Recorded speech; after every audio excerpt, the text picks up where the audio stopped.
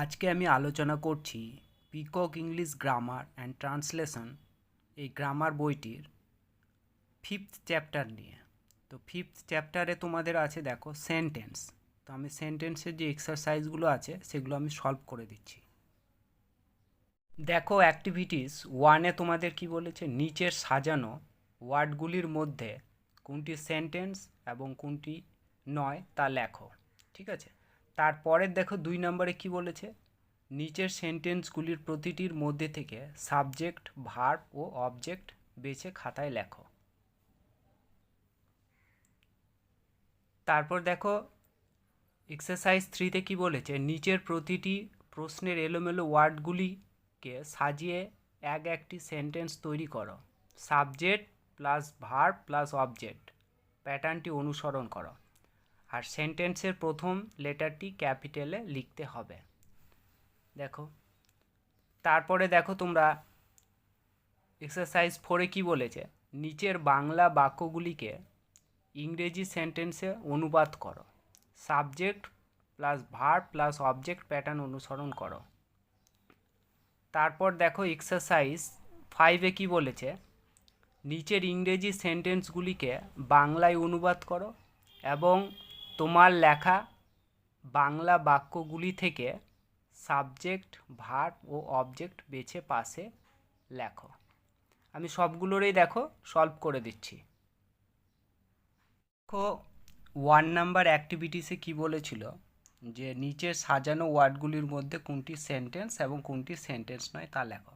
তাহলে দেখো নাম্বার 1 হবে তোমাদের সেন্টেন্স, নাম্বার 2 সেন্টেন্স নয়, নাম্বার 3 সেন্টেন্স নয়, নাম্বার 4 সেন্টেন্স নয়, নাম্বার 5 সেন্টেন্স, নাম্বার 6 সেন্টেন্স নয়, আবার 7 নাম্বার হচ্ছে সেন্টেন্স নয়, 8 নাম্বার সেন্টেন্স, 9 নাম্বার সেন্টেন্স নয়, 10 নাম্বার সেন্টেন্স, 11 সেন্টেন্স, 12 সেন্টেন্স নয়, 13 হচ্ছে সেন্টেন্স, 14 হচ্ছে সেন্টেন্স, 15 হচ্ছে সেন্টেন্স, 16 হচ্ছে সেন্টেন্স নয়, 17 হচ্ছে সেন্টেন্স নয়, 18 হচ্ছে সেন্টেন্স নয়, আর 19 হচ্ছে সেন্টেন্স।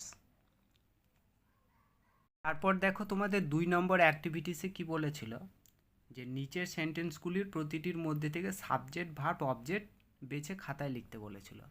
দেখো এখানে আমি 1 নাম্বারটা হচ্ছে আই সাবজেক্ট, ড্র ভার্ব, আর পিকচার্স হচ্ছে অবজেক্ট। 2 নাম্বারে হচ্ছে হি সাবজেক্ট, রিডস হচ্ছে ভার্ব, আর স্টোরি বুকস হচ্ছে অবজেক্ট। নাম্বার 3তে হচ্ছে রামা হচ্ছে সাবজেক্ট, প্লেস ভার্ব, ক্রিকেট হচ্ছে অবজেক্ট। তারপর দেখো আমি পরপর দিয়ে দিচ্ছি সাবজেক্ট ভার্বগুলো, তোমরা দেখে নাও।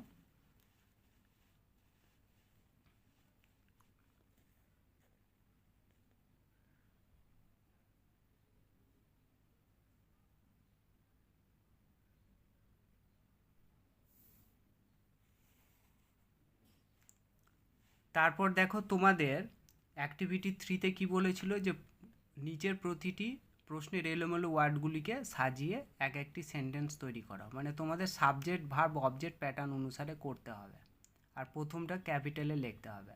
তাহলে 1 নাম্বারটাতে কি হবে দেখো, 1 নাম্বারটাতে হচ্ছে he eats a biscuit, 2 number হচ্ছে রহিম রাইটস আ পোয়েম, তারপরে 3 নাম্বার হচ্ছে Rabindranath wrote Gitanjali, number 4 my mother makes tea, number 5 we read story books, number 6 Jack build a house, number 7 grandfather reads a newspaper, 8 number হচ্ছে cats kill mice, 9 number he called the police, 10 number the doctor treats patient, number 11 হচ্ছে the girl did her homework, 12 হচ্ছে my grandmother pluck flowers.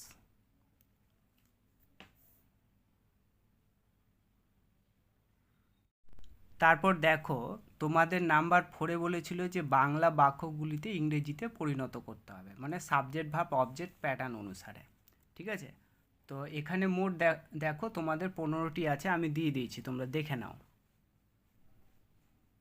1 থেকে 15 অবধি।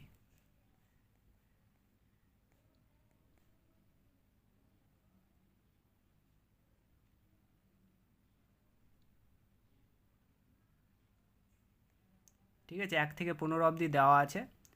তারপরের দেখো number 5-এ বলেছে, number 5 তোমাদের বলেছে দেখো নিচের ইংরেজি সেন্টেন্সগুলিকে বাংলায় অনুবাদ করো এবং তোমার লেখা বাংলা বাক্যগুলি থেকে সাবজেক্ট ভার্ব অবজেক্ট বেছে খাতায় লিখতে বলেছে। ঠিক আছে, তাহলে আমি এগুলো সব দিয়ে দিয়েছি, দেখে নাও। প্রথমের বাংলাটি বলেছে মেয়েটি ফুল তোলে, তাহলে এখানে মেয়েটি দ্য গার্ল সাবজেক্ট, প্লাক্স হচ্ছে ভার্ব আর ফ্লাওয়ার্স মানে অবজেক্ট।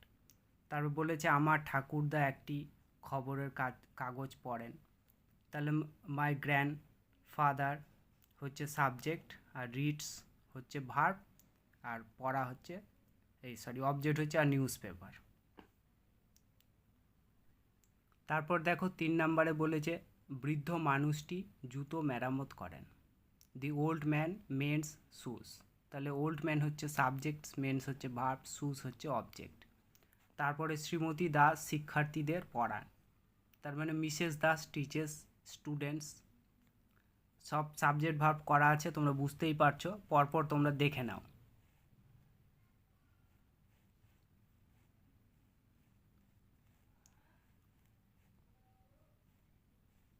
দেখো এখানে মোট 20টি আছে।